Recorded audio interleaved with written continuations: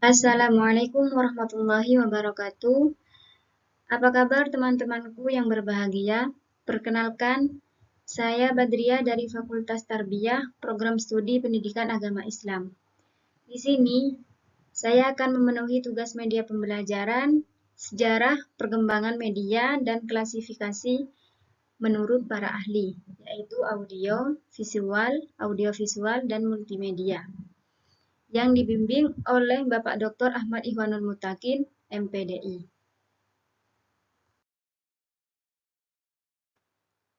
Selanjutnya yaitu sejarah perkembangan media.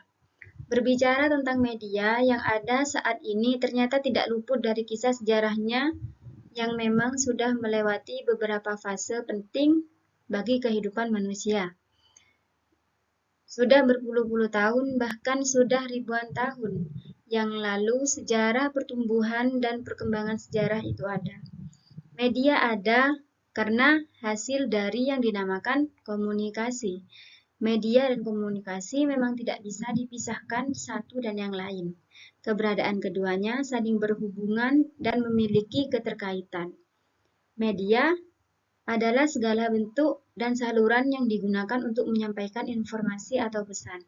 Kata media berasal dari kata Latin, merupakan bentuk jamak dari kata medium. Secara harfiah, kata tersebut mempunyai arti sebagai perantara atau pengantar, yaitu perantara sumber pesan dan dengan penerima pesan. Jadi dari pengertian di atas dapat disimpulkan bahwa media adalah alat atau sarana komunikator sebagai halayak. Sebelum media digunakan sebagai sarana komunikasi, orang-orang terdahulu berkomunikasi secara langsung tanpa adanya media atau perantara apapun. Nah, kali ini kita akan membahas sedikit lebih dalam perihal sejarah perkembangan media. Sejarah perkembangan media yang akan kita bahas ini memiliki 4 era, diantaranya era lisan, era tulisan, era percetakan, dan era teknologi. Selanjutnya yaitu era lisan. Era lisan ini bisa dikatakan sebagai awal mulanya penggunaan media.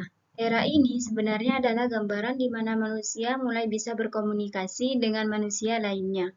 Diperkirakan era lisan ini berjalan sekitar 300.000 tahun sampai 200.000 tahun.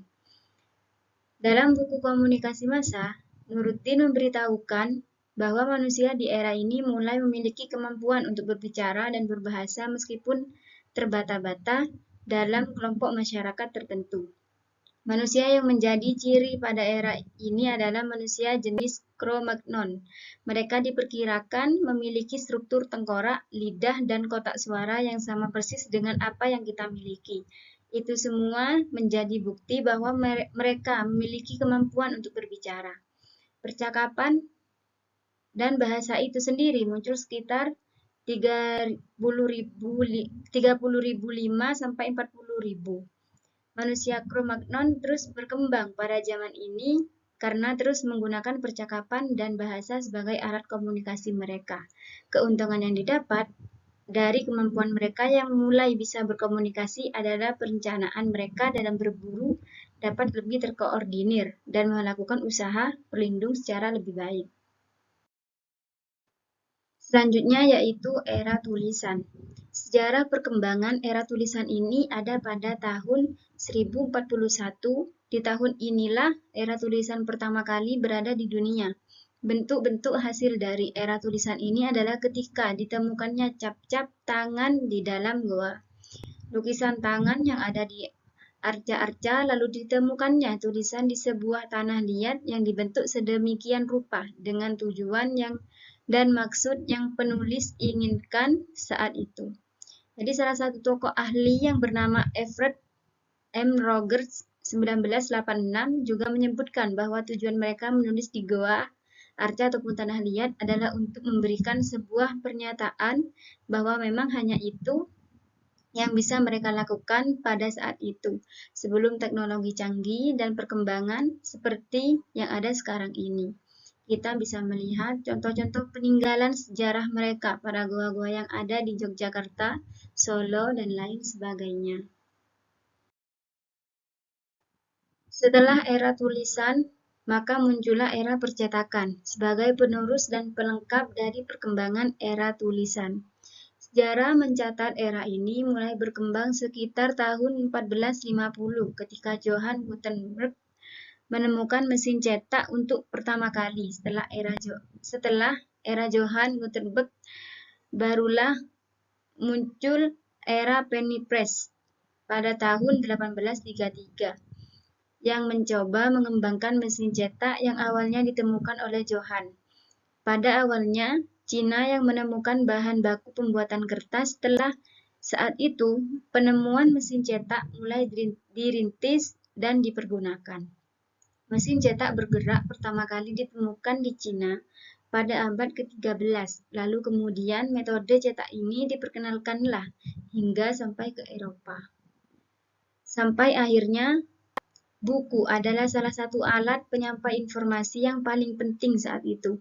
Ditambah ketika Benjamin Day mulai meluncur The York Sunatau yang juga dikenal dengan sebutan penny press surat. Kabar pertama pada 3 September 1833. Selanjutnya yaitu era teknologi. Ketika dulu komunikasi hanya bisa dilakukan secara langsung atau bertatap muka, seiring berkembangnya zaman, kini komunikasi bisa melalui jarak yang sangat jauh sekalipun. Semua itu bisa terjadi karena adanya teknologi yang menolong kehidupan manusia di muka bumi ini. Bahkan saat ini teknologi sudah semakin canggih dan tidak perlu lagi waktu yang lama bagi kita untuk selalu melihat dan menikmati hasil dari inovasi terbaru teknologi saat ini.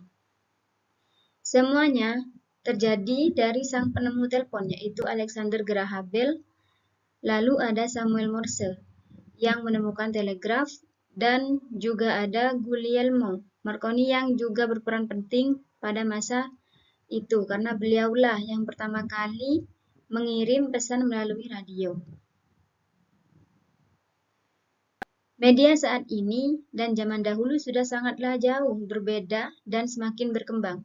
Semuanya karena seiring berjalannya waktu, manusia terus saja melakukan banyak inovasi terbaru untuk terus menemukan hal-hal baru yang semakin memudahkan hidup manusia. Dari yang awalnya hanya bisa menggunakan lisan secara terbata, mulai bisa menulis dari awalnya menggunakan daun-daun kering menjadi sebuah kertas, dan kini bisa menulis di alat yang jauh lebih canggih seperti laptop atau komputer. Ada juga mesin ketik yang awalnya digunakan hanya untuk mencetak surat dan membuat laporan, kini bahkan dikombinasikan dengan telepon dan layar dalam bentuknya yang baru. Telepon juga mengalami perubahan serupa. Dirancang untuk percakapan satu lawan satu, ini telepon bahkan bisa dengan banyak lawan bicara sekaligus dan juga bisa sampai bertatap muka. Media berkembang bukan untuk membodohi kita, tapi harusnya membuat kita semakin cerdas dalam menggunakan media dan benar-benar memudahkan hidup kita ke depannya. Selanjutnya yaitu tentang klasifikasi media pembelajaran menurut para ahli, yaitu media audio, media visual, media audiovisual, dan media multimedia.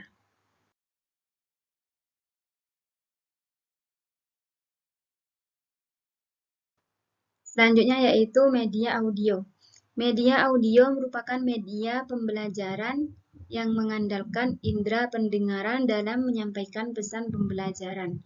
Biasanya media audio digunakan untuk mempelajari materi yang berhubungan dengan lisan, pengucapan, dan sering digunakan dalam ilmu bahasa.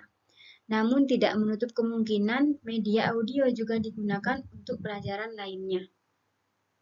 Untuk memahami pesan yang disampaikan melalui media audio, diperlukan keterampilan mendengarkan dari si penerima pesan.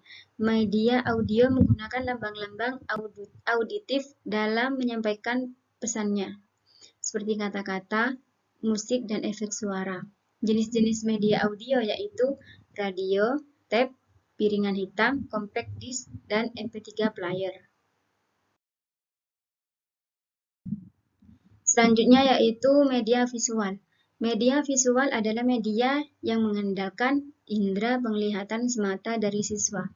Pengalaman belajar yang diperoleh siswa berasal dari indera penglihatannya. Secara garis besar, media pembelajaran visual terdiri dari unsur-unsur garis, tekstur, dan bentuk warna. Media pembelajaran visual juga harus menonjolkan kesan visualnya agar menarik bagi siswa. Kemenarikan itu bisa dalam bentuk permainan warna, bentuk yang dimodifikasi agar unik dan tidak biasa atau memberi efek gambar agar menyerupai keadaan sebenarnya. Media visual terdiri dari media visual non-proyeksi dan media visual proyeksi. Media visual non-proyeksi contohnya benda nyata, model atau prototip. Media cetak seperti buku, modul, dan majalah. Dan media grafis seperti gambar, kartun, karikatur, grafik, diagram, bagan, peta, dan poster. Sedangkan media visual proyeksi berbentuk hasil potret kamera, hasil program aplikasi pengolah gambar, film bingkai atau slide, overhead projector atau OHP, dan gambar digital dan liquid kristal. Media audiovisual adalah media yang menggabungkan unsur visual serta suara secara bersamaan dalam menyampaikan pesan kepada siswa. Media audiovisual terbagi menjadi dua, yaitu media audiovisual murni dan media audiovisual tidak murni. Media audiovisual murni yaitu baik unsur visual dan unsur suara berasal dari satu sumber, contohnya adalah televisi. Sedangkan media audio visual tidak murni yaitu unsur visual dan unsur suara berasal dari sumber-sumber yang berbeda atau penggabungan dari dua media yaitu media audio dan visual. Contohnya adalah gambar pada OHP yang dikombinasikan dengan suara yang berasal dari tape. Selanjutnya yaitu media multimedia. Multimedia berasal dari kata multi dan media yang berarti banyak media. Pengertian multimedia adalah penggunaan beberapa media atau teks, grafis, animasi, video, dan interaktivitas yang berbeda untuk menyampaikan informasi atau menghasilkan produk multimedia. Contoh multimedia adalah internet, game, dan CAI atau Computer Assisted Instruction. Istilah multimedia digunakan untuk menyebutkan penyatuan teknologi digital dan analog di bidang hiburan, iklan, komunikasi, pemasaran, dan komersial. Mungkin hanya ini yang bisa saya sampaikan. Kurang lebihnya mohon maaf yang sebesar-besarnya. Sekian dan terima kasih. Wallahul muwaffiq ila aqwamit thoriq. Wassalamualaikum warahmatullahi wabarakatuh.